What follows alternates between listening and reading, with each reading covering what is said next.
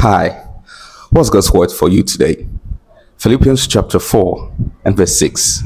It says, "Be anxious for nothing, but in everything by prayer and supplication with thanksgiving. Let your request be made known unto God."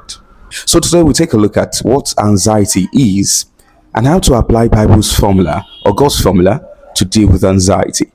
It talks about prayer and supplication. What is the difference between prayer and supplication? Okay, maybe in the next video, I'll talk about the difference between prayer and supplication, or the relationship between prayer and supplication. But for today, let's talk about anxiety and how to deal with it in God's way. What is anxiety?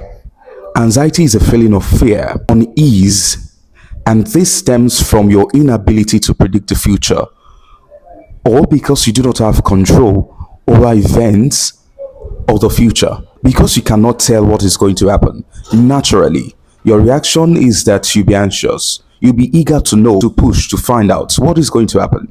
And then you begin to think. Different scenarios play out in your mind. The what would be, the could haves, the should haves, the would haves. And before you know it, you're agitated. And that is anxiety. Because you do not have control over it, you're agitated. Anxiety is man's natural reaction to the things that he cannot handle, to the things that he does not know, or the things that are greater than him in knowledge.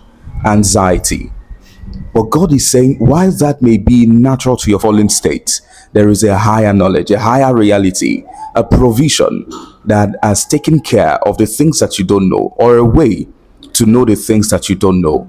And God is giving us the solution, the way to know what you don't know, so that you're not anxious. It says, be anxious for nothing, meaning that Jesus recognizes, or God recognizes, that there is a possibility that as a man in your natural state, you will be anxious. Because yes, a man wants to know the future, a man wants to plan ahead, a man wants to make arrangements for eventualities. And in a state where he cannot tell what will happen, to plan properly, he will be anxious.